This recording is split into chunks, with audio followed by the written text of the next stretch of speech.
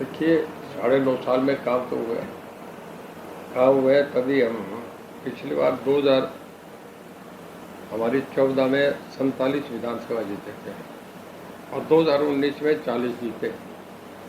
और अब जो हुआ है इसमें अभी हमारी सीट 44 आई है, मतलब 43 या 44 है, तो पहले से बढ़ के है ना।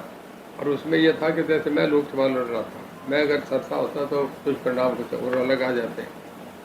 तो अब जैसे मैं विधानसभा जीता हूँ तो मेरी सीट निकलती है, तो मैं ये समझता हूँ कि बीजेपी की सीट बढ़ के है।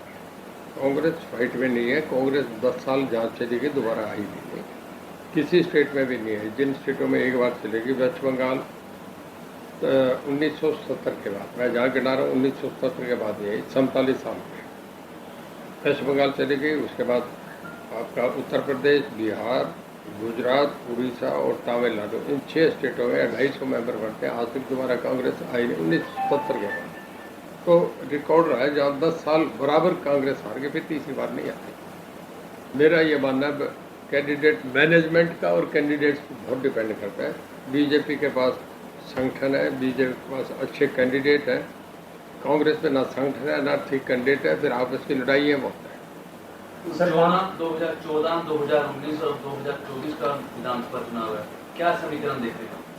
2024 में भी बीजेपी क्लियरली अपने सिंगल मेजोरिटी से सरकार बनाएगी, बिल्कुल बहुत से सरकार बनाएगी।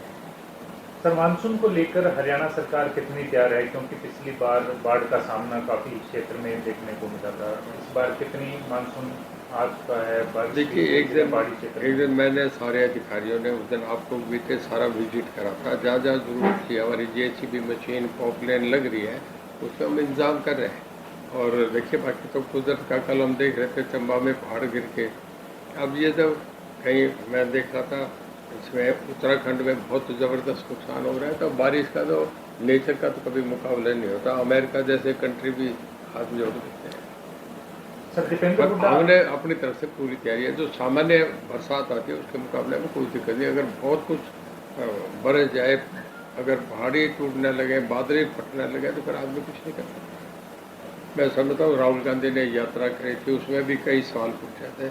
वो बड़े लीडर, उनके सवालों को भी लोगों ने नहीं सुना। उत्तर देख जाना 90 सीट आई है और बीजेपी की 240 सीट आई है। लोग बहुत समझदार हैं, इन बातों का कोई फर्क नहीं पड़ता। लोग देखते हैं, काम को देखते हैं, लोग देखते हैं कि लीडरशिप कैसी है, लोग देखते हैं कि एक यूनाइटेड ये ऐसे जो कमज़ोर सरकार है और जिनका गिरने का खतरा, उस सरकार को लोग 5 साल चलने वाली स्टेबल गवर्नमेंट को वोट देते हैं।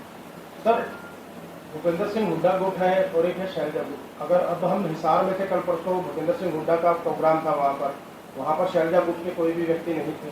इसी प्रकार से जब शैलजा की रैली होती है, जनसभा होती है, तो कोई भूपेंद्र सिंह हुड्डा गुट से नहीं रहते हैं। कांग्रेस की इस गुटबाजी पर आपकी क्या प्रतिक्रिया? इसी गुटबाजी से कांग्रेस खत्म हो गई ना जी। कांग्रेस आप देखिए सदा कभी एक पार्टी थी, 1952, 57, 62 3 बार लगातार बनते हैं, तो सामने ऑल्टरनेट ही नहीं था। अभी आपस में गुटबाजी करके कांग्रेस बड़े बड़े नेता सब कांग्रेस छोड़ के चले गए। अब कांग्रेस एक ऐसे लोगों की पार्टी रहेगी जिसमें ज़्यादा चापलूसी और खुशामद करने वाले लोग हैं, जो जिनका जनाधार है वो कोई भी आदमी नहीं है। सर बीजेपी को हाल ही में नया CM और नया प्रदेश अध्यक्ष मिला है, किस तरह के हालात अब देखते हैं? देखिए बीजेपी में नायब सिंह सैनी दिन रात काम कर रहे हैं, मनोहर लाल जी भी बहुत बढ़िया कर रहे थे, उन्हें भी कोई कमी नहीं थी। पर एक नया यूथ है, नए उमंग से दिन रात करके काम लगता है। देखिए बहुत प्रयास कर रहे हैं, मैं समझता हूँ रिजल्ट भी आ रहे हैं। खापों से मेरे रात को 2-2 बजे तक लोगों से मिलते हैं और खुला घर ओपन जैसे आम पब्लिक के लिए खोल रखा है, ऐसे दरबार लगा रखा है और फटाफट पूरे हरियाणा में घूम रहे हैं। मैं समझता हूँ उसका लाभ मिलेगा। और हमारे जो बड़ौदी साहब बने नए प्रेसिडेंट, वो भी मेहनती आदमी हैं, घूमेंगे सब जगह जाएंगे। मेहनत से कौन मिलेगा? हमारे दोनों इकट्ठे एक लाइन लेके चल रहे हैं कि बीजेपी के लिए काम कर रहे हैं। वहाँ कांग्रेस में हुड्डा साहब शैलजा वालों को डंडे मार रहे हैं, शैलजा वाले हुड्डा साहब वालों को डंडे मार रहे हैं। वहाँ कांग्रेस की ये लड़ाई से जो वर्कर है वो बड़ा डाउन हो जाता है। वर्कर का हौसला टूटता है कि यार यहाँ तो ये लड़ रहे हैं, क्या ये लड़ रहे हैं तो क्या होगा।